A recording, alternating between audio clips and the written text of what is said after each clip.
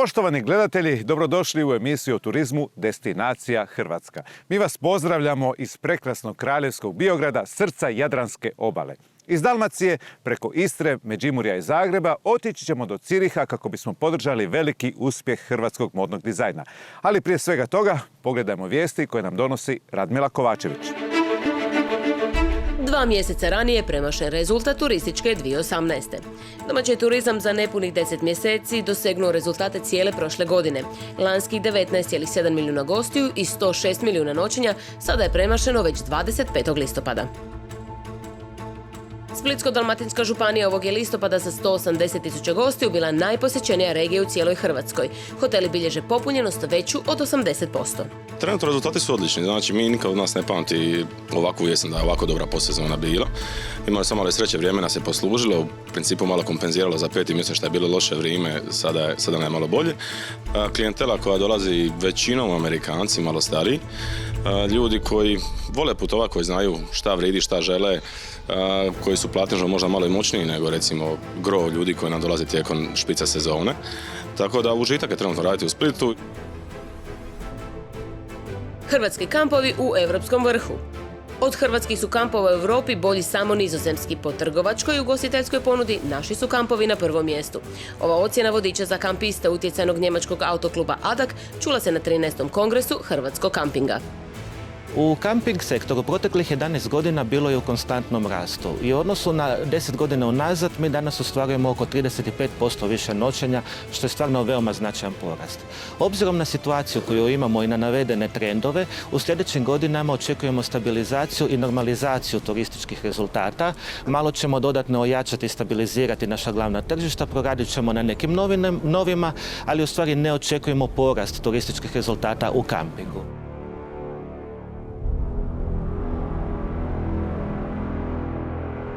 S Croatiom Airlines je dalje direktno za Barcelonu i Dublin. Nacionalni avioprevoznik Croatia Airlines ove godine obilježava 30. obljetnicu osnutka te nastavlja aktivno pridonositi produljenju turističke sezone. Zrakoplovi tvrtke u zimskom redu letenja izravno lete u 15 inozemnih odredišta i 5 hrvatskih zračnih luka. Zbog velikog zanimanja putnika, sezonske linije iz Zagreba u Barcelonu i Dublin produljuju se sve do siječnja 2020. Letovi na obje linije planiraju se četvrtkom i nedjeljom, a tijekom zimskih mjeseci nastavljaju se i redoviti letovi na liniji Dubrovnik-Frankfurt 3 put na tjedan, utorkom, četvrtkom i nedjeljom. Središnja tema današnje emisije jest veza filmske industrije i turizma. Naime, snimanja brojnih hit serija i filmova u Hrvatsku su dovela najpoznatija lica svjetske kinematografije, ali i 100.000 turista. Koliko je važno poticati dolazak stranih produkcija kod nas, istražila je Slavica Parlov. Dobar dan, izvolite. Dobrodošli. Renata Vrtarić prva je iznajmljivačica apartmana u Motovunu. Godina je 1999. i Motovun Film Festival kreće sa svojim radom. Ja sam prva iznajmila kuću, iselila malu familiju i bilo je to jako neobično, šuškalo se po selu, ali danas svi iznajmljujemo.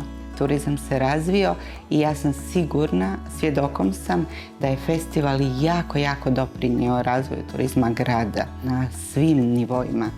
Bilo bi svakako neskromno reći da smo mi sad tu sve baš napravili, ali činjenica je da u trenutku kad smo mi stigli u Motovun je Motovun bio jedno, kako bi rekao, zaboravljeno mjesto. Rat je bio tek završio.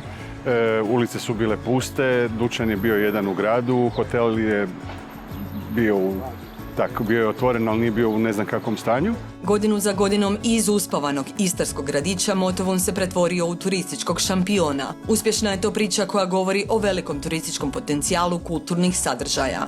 Promovirajući festival, mi preko 20 godina smo uložili 100.000 eura u ime Motovun. Znači svaki put kad promoviramo festival čuje se riječ Motovun. I za grad ili gradić koji živi od turizma, ja mislim da je to nemjerljiva blagodat. Ja mislim da su oni s time strašno puno dobili i nama je to drago jer mi volimo taj grad, mi poznamo sve ljude tamo. Kulturni turizam filmskog karaktera u Hrvatskoj ima još jednog asa u rukavu, Pulski filmski festival. Potencijalnu hit destinaciju s jedinstvenim 2000 godina starim kinom pod zvijezdama. Napravili smo nekoliko iskoraka prema stranim turistima. Kao prvo, projekcije u areni su podijeljene, dakle u prvom terminu je hrvatski film, u drugom terminu je strani film, najviše ih je na engleskom jeziku. Svi filmovi su titlani, dakle i hrvatski filmovi imaju engleske titlove i turisti se u areni osjećaju dobrodošlo. Osim toga imamo nekoliko drugih programa koji su također posvećeni stranom filmu, program za djecu Pulica koji ide u matinejama, program Kino uz more na plaži Umbrella. Pula je tako negdje u jednom zrakopraznom prostoru, ona je imala jednu priliku koja je zauvijek propuštena. Ona je mogla regionalno tako nešto napraviti ili se početi usmjeravati u tom smjeru. Međutim, to se nije dogodilo, to je Sarajevo napravilo i u stvari regionalno gledano, po mom sudu, Sarajevo Film Festival je upravo taj festival kroz kojega se možda najbolje vidi taj spoj turizma i filmskih festivala. A ono što jesmo napravili je program Filming in Croatia. Ambiciozni projekt, zahvaljujući kojem se od 2012. godine u državnu blagajnu slilo oko 1 milijardu kuna. Riječ je o poticajima za strane produkcije koje snimaju u Hrvatskoj. Dobrobit programa se ostvaruje u 2 smjera. Prvi je direktna potrošnja kroz smještaj i broj noćenja filmskih ekipa. Tako je primjerice pilot serije The Dark Tower ostvario ove godine 20.000 noćenja. Onaj puno veći na kraju, kad se sve zbroji, je utjecaj svih onih ljudi koji požele doći u Hrvatsku zbog toga što su ovdje snimani neki veliki projekti. Primjer je najbolji naravno Igra prijestolja. Neke brojke Ekonomskog instituta govore o tome da je od 2012. do 2015. čak 1,5 milijun noćenja ostvaren isključivo zbog Igre prijestolja u Dubrovačko-neretvanskoj županiji. A turistička tura Game of Thrones je osvojila i svjetsku nagradu kao jedna od najboljih. Ova hit serija je prema nekim procjenama povećala popularnost Dubrovnika za oko 20%, posebice zahvaljujući socijalnim mrežama. Većina gostiju koji dolaze na ture i koji posjećuju Dubrovnik zbog uglavnom Game of Thronesa su Amerikanci, sad su Kanađani, Britanci, Australci i Novozelanđani. Uglavnom to neko englesko govorno područje, a ima nešto dosta iz sjeverne Europe kao recimo Njemačke i skandinavskih zemalja. Ostanu otprilike cirka 3 dana, ali dobra je stvar što oni Dubrovnik koriste kao i neku bazu da mogu raditi dnevne izlete do Crne Gore, do Mostara, do Pelješca. Well, I love Game of Thrones. I've seen it all probably about 7 times now. So I thought time to come and see where it's all happening. We're kind of doing a European tour right now, so we're out in Greece and we thought come to Dubrovnik. I've seen pictures of it and it looks beautiful, so we just wanted to come see it. Interes svjetskih produkcija za Hrvatsku maksimalno možemo iskoristiti gradnjom filmskog studija. Logičan bi to bio potez kada znamo da je primjerice produkcija Igre prijestolja u Hrvatskoj potrošila kroz godine više od 12 milijuna eura. Studio nam nedostaje, jer da ga imamo, onda bi se i potrošnja koju ostvaruju strane produkcije povećala eksponencijalno i oni bi imali priliku napraviti cijeli projekt u Hrvatskoj, a ne da nas koriste samo za lokacije. Iz ove moje suradnje sa stranim produkcijama, koja se u zadnje vrijeme nekako pojavila u više navrata, učestala, iskustvo mi je jako pozitivno. Mogu reći da primjećujem da je Hrvatska jako zanimljiva kao destinacija i što se tiče lokacija, ali i što se tiče potencijalnih suradnika u tehničkoj i glumačkoj ekipi, tako da mislim da bi izgradnja studija itekako jako dobro došla. Ona bi sigurno pospješila tu suradnju koja je apsolutno sve aktualnija. Mogućnosti kulturnog turizma su brojne. Potencijalna korist je financijski vrlo velika. Sada predstoji plasirati ju kao jedinstveni turistički proizvod spreman za konzumaciju.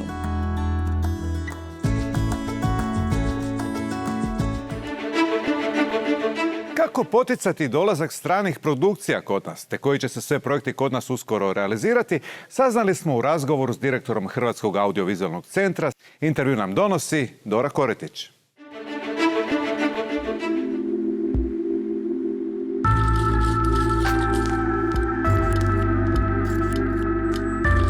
Gospodine Marčić, izračuni neki pokazuju da se u državni proračun od 2012. godine do danas, zahvaljujući poticajima koje se daju za dolazak stranih produkcija u Hrvatsku, slilo negdje 1 milijardu kuna. I to zvuči ovako dosta dobro, međutim zanima me kako mi zapravo stojimo u odnosu na svjetski neke razvikanije filmske destinacije. To je u biti jako dobro. 67 projekata tih 8 godina jesu generirali dodatnu potrošnju od milijardu kuna. Država, znači mi smo pokrenuli taj program sa Ministarstvom kulture i financija, je uložila 200 milijuna. Generiralo milijardu, a računa se da od tih 200 milijuna koji su investirani tih 8 godina, da se vratilo u državni proračun nekih 300 milijuna. Znači profitabilna investicija, investicija na koju dobiješ povrat od 50% godišnje. Nije loše.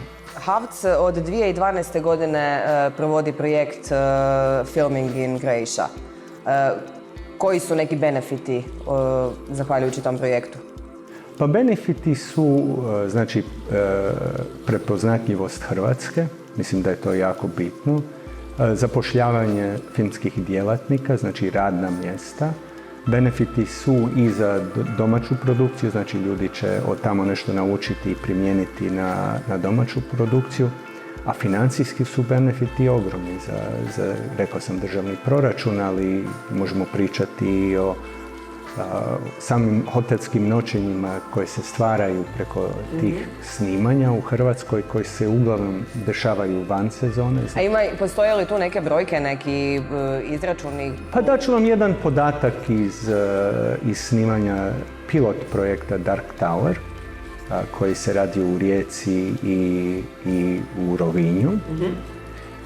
To je pilot projekt, znači to će biti serija, a ovo je kao probno snimanje. Oni su ostvarili u Rijeci i u Istri 20.000 noćenja u predsezoni. Ove strane produkcije koje dolaze kod nas često se nekako vežu za ove gradove koji su dosta prepoznatljivi, tipa Dubrovnik, Rijeka, Split, Šibenik. Treba li tu malo gledati kako i te velike gradove koji već sami po sebi imaju puno posjetitelja, malo i rasteretiti, pa možda i filmske produkcije i filmsku aktivnost prema nekim destinacijama preusmjeriti koje bi od toga također imale korist? Da, treba imati u vidu da su destinacije dijelom jednostavno funkcija projekta. Ako trebamo more, trebamo more, ali neke stvari se daju primijeniti i mi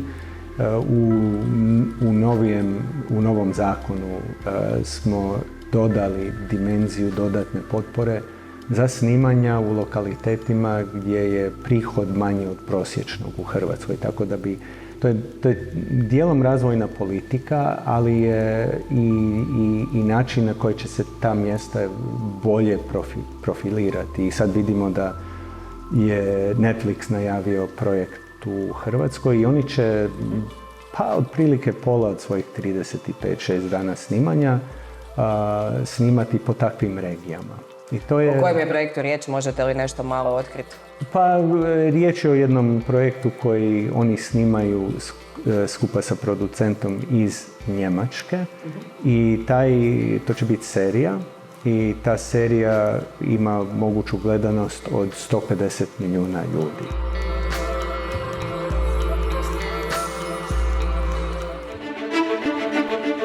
Švicarska je za mnoge obećana zemlja. Pa ne čudi zato da je u turističkom smislu istinska velesila. Uspjeti u takvom okruženju iznimna je čast.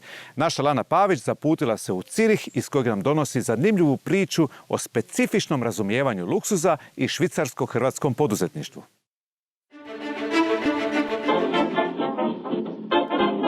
Švicarskoj je turizam prošle godine donio 47 milijardi franaka. Gosti koji su posjetili po mnogima idealnu zemlju za život mahom su Evropljani, ali ne treba zaboraviti 5 milijuna turista iz Azije te 3 iz SAD-a. Na obali Ciriškog jezera, u preljepom Cirihu, pokušali smo otkriti što Švicarci dobro rade kada je turizam u pitanju. Također, pronašli smo nekoliko ljudi iz Hrvatske koji su ovdje okušali svoju životnu i poslovnu sreću.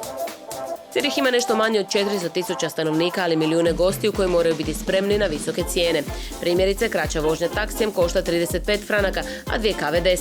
Noćenje u hotelu s 3 zvjezdice u središtu grada stoji 130, a u luksuznom Park Hyattu 500 eura. Nowadays, the traditional luxury is not about items, having a special car, having a private plane. It's more about details. So for us here, it's performing on a very, very high level. So for us, and for our employees, it's really to see and read our guests in the moment. So to understand what our guests' need is right now and to perform on that. So guests do not stay with us just because they need a bed. They stay for us because they want to have an experience. And we have to deliver on this experience every day. Luksuz je drugo ime Ciriha, ali oni koji bolje poznaju lokalno tržište i investiraju u građevinu i hotelijerstvo tvrde kako su određene promjene neminovne. I momentalno u Švicarskoj se širi taj potencijal tog cijelog turizma. To znači momentalno u Švicarskoj se puno gradi, investira u hotele, 1 zvijezda, 2 zvijezde, 3 zvijezdice. One self-check-in hoteli, recimo bez neke usluge, to znači da se može turist doći sam, čekirat, preko hendija čekirat, 2-3 noći ostanu. To su mlađi turisti koji sad u Švicarsku ulaze 2-3 dana i to je tako momentalno u Švicarskoj taj boom. Dok se ne otvori širi prostor dolasku i onima koji ne mogu trošiti na luksuz, boravak u Cirihu mnogi koriste za kupovinu skupocjene robe, čak i onda kada države s kojih dolaze imaju stroga carinska pravila. Most of the Thai, they love shopping and they really love shopping in Europe. So they buy a lot of fashionable goods, yeah. Imati trgovinu u srcu Ciriha stvar je prestiža, zbog čega prošlotjedno svečano otvaranje butika hrvatske dizajnerice Aleksandre Dojčinović zaslužuje sve čestitke. Priznajem da sam jako sretna i ponosna danas da smo moj tim i ja uspjeli ovo ostvariti. Eto, danas se okupilo gotovo 100-tinjak ljudi na ovom otvorenju, što je isto tako veliki uspjeh. Pa ono što se dogodilo u zadnjih nekoliko godina, što sam primijetila na raznim sastancima diljem Europe, je da je Hrvatska puno više prepoznata, naročito kroz turizam, pa čak i kroz našu predsjednicu velikim dijelom. Dakle, prepoznata je, priznata je i tu radimo jedan dobar posao. Nemojmo se zavaravati, tu zaista radimo jedan dobar posao, samo trebamo nastaviti u tom smjeru. Kroz modu još nismo toliko prepoznati. Ovaj mali korak otvorenja mog dućana u Cirihu može biti otvoreni put za nekog drugog koji planira nešto slično i dapače. Bila bih sretna da to bude tako. Hrvatska je vrlo dugo bila poznata po turizmu. Poznata je naravno i po nogometu, a u zadnje vrijeme i po tenisu. Međutim, što se gospodarstva tiče, to je bilo malo zapostavljeno. Ja se nadam da smo u zadnjih 3-4 godine ipak uspjeli to preokrenuti. Doveli smo dosta švicarskih investicija u Hrvatsku, a evo vidite i hrvatskih investicija u Švicarskoj ima sve više. Da je uistinu tako pokazuje grupa mladih Hrvata rođenih u Švicarskoj, zaljubljenika u domaća vina, koja Švicarcima predstavljaju projektom Miracle. Prije nekoliko godina smo stvorili tu večer, ajmo reći, zvala se Noć vina i ova pisma koje u biti postoje danas još. U tome krugu je bilo više ljudi i dan danas sastajemo. I cilj te večere je bio u biti da se sastavimo i da probamo svaki put nova vina. Znači svaki ima priliku donijeti svoja 4 ili 5 vrste vina i s time ovaj krenuo bilo. Puno njih još ne znaju kakva vina mi imamo. Znači, naš cilj u tu priču u Miracle od našim vinima, mi probamo u biti širiti tu u Švicarskoj. Nije lako dovesti ljude do nas, ali svaki put kada ljudi dođu, oni su oduševljeni. Njima se stvarno sviđa i vidimo isto, uvijek se vraćaju uzeti kod nas vina. Mi piace molto questo vino. Perché è un vino nuovo, è un vino che sta andando molto bene in questo anno. La novità poi qui in Svizzera la novità è molto accettata, va molto di moda. Oduševljenje Hrvatskom nije tek priča, jer smo se u njegovu istinitost i sami uvjerili. Who doesn't speak about Croatia, Lana? Who doesn't? Everybody speaks about Croatia. I know it's a very hot spot in summer. I know that I come from Spain, you know, Ibiza had a lot of market share, but you guys are taking quite a lot of summer vacation. Simpatije koje Švicarci, bilo starosjedioci ili došljaci, imaju prema Hrvatskoj daju razlog za veselje, ali obvezuju na poštivanje i usvajanje onoga čime se ovi ljudi diče. To je u prvom redu izvrsnost. Ako je ona temelj hrvatskog turizma, nema straha za njegovu budućnost i profitabilnost. Jesmo li ljubazni jedni prema drugima, ali i prema našim gostima? Kako ih dočekujemo i trebamo li učiti ljubaznosti? U rubrici Turistički izbornik otkriva nam Goran Milić. U Rovinju je naravno bilo sunce, kao i kroz veći dio listopada. U bivšoj tvornici duhana veliki sajam namještaja za turizam, za hotele, restorane, male i velike iznajmljivače. Većinom hrvatski proizvođači namještaja, ali dosta ponude i susjednih država. Sve je to dokaz kako turizam pokreće i druge grane gospodarstva. I kako kritike da ne obnavljamo dovoljno brzo apartmane imaju učinka. A tema okruglog stola na kojem sam sudjelovao sa ekspertima iz hotelijerstva, marketinga, PR-a i ugostiteljstva bila je ljubaznost u Hrvata. 65 zemalja, kažete, ste bili? Jesam. Na svim kontinentima i to mi je bio cilj i to sam ostvarila. Naša tema. Koji je narod najljubazniji? Po meni, definitivno, Japanci.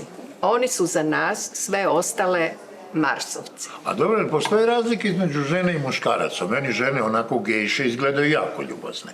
Ali ovi muški su malo opasni. Nisu, i oni su ljubazni. Oni su ljubazni, Jesu. prema ženama. A? Jesu. Vaše iskustvo, vi ste ovako evropsku destinaciju prešli uzduž i popreko među Evropljanima. Ko su vam najljubazniji? Englezi. Definitivno Englezi. Otmjeni onako. Živjela sam tamo, jesu. Fini su, kažu da su polite. Ljubazni su, sretljivi. Nikad nisam naišla na neljubaznog Engleza, netko tko bi me odbrusio, tko bi me izgurao. Evo sad sam ovdje ušla u dvoranu i otvorim vrata da bih propustila jednu gospođu koja je stala sa strane i dvije cure zaobiđu i nju i mene, misleći, a iza nas su bili. To je neljubazno. Jer se guraju Englezi u autobusu? Ne. Ne, stoju u redu. Zbilja stoji u redu. A jesu li Hrvati, evo, proputali ste vi svijetom, jesu li ljubazni? Apsolutno. Apsolutno. Dobro, vi Slavonci, a... Baš sam htio Slavonce tu apostrofirati kao jedne od najljubaznijih nacija, naroda u svijetu. A znam, ali kod vas je to iznesimo kulen, iznesimo krmetinu, iznesimo kulenovu seku, to je ljubaznost. Ne baš tako, pa nije, ne vrti se baš priča sve oko jela. Vi znate jako dobro da su Slavonci svestran narod i ne samo da se kod nas sve vrti oko trpeze. Istina, znači naša industrija koja je i općenito turizam koji mi možemo, koji nam je uopće ponuđen, se temelji upravo na toj ljubaznosti. A dobro, ipak kad vi razmišljate o seoskom turizmu, ruralnom turizmu u Slavoniji, ipak prvo vam padne na pamet ono fiš, hrana. Pa slušajte, ljubav ide preko stomaka, definitivno to nema diskusije i ako ćete onako one fine autohtone delicije povesti, to ide u Slavoniji, to je na broj 1. Domaća zadaća za vas. Recimo da ste ugostitelj i sad pripremili ste gostu iz Njemačke fiš. Dobro. I on onako to jede jedva. Šta radite? Ispričate se, ponudite mu nešto drugo ili kažete mamla Smijan, ti ne razumiješ da je ovo najbolja hrana? Ma ne slučajno. Svakog kupca treba educirati. To nema diskusije da se još kazni čovjeka što je nešto probao. Pa i mi smo bili u Njemačkoj pa smo jeli njihove bijele uršteve pa nismo bili zadovoljni. Na kojem smo mjesto na ljestvici? Evo, proputali ste trećinu svijeta, a to je puno. Gdje vidite Hrvatsku? Je li pri vrhu ljubaznosti, u gostoprimstvu, je u sredini, na dnu? Pa u sredini smo.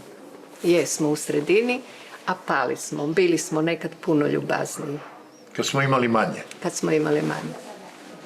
A neko kaže, danas imamo manje pa smo nervozni. Pa nemamo baš danas jedan apartman na izdavanje. Danas imaju ljudi po 10. Tako je. Znači, postajemo manje ljubazni sa time što više imamo. Da, to je dobra jedna teza. Ali stvarno je istina, postoje nekad, evo stvarno prije 20-ak, 30-ak godina, na rang listi zemalja poželjnih za Evropljane, Hrvatska je uvijek bila na prvom ili drugom mjestu. Je li postoji ta diversifikacija? Ovo su manji narodi, loši narodi, njih ćemo baš me briga, a ove velike ćemo se udvarati. Apsolutno. I to vidite upravo ljubaznosti. I sada ne znam, je li ta ljubaznost, što ste vi malo pre objasnili, ovisi s tim što očekujemo od toga, jel neku korist kad sad idemo biti ljubazni, pa očekujemo što ćemo dobiti za uzvrat. I naša kalkulacija je tu bolja kad vidimo Njemca, Austrijanca, dolazi iz boljeg okruženja, Dakle, onaj pa koji ima hajdemo više. biti ljubazni. Dakle, onaj koji ima više, procjenjujemo ga kao boljim. I tu se isplati biti ljubazan, tak, nešto će ovdje dati. I onda možemo umrto proporcionalno. Ljubaznost i očekivanje. Poštovani gledatelji, naših pola sata je isteklo u trenu. S novim zanimljivim turističkim pričama čekamo vas i sljedeći tjedan. Do tada, srdačan pozdrav!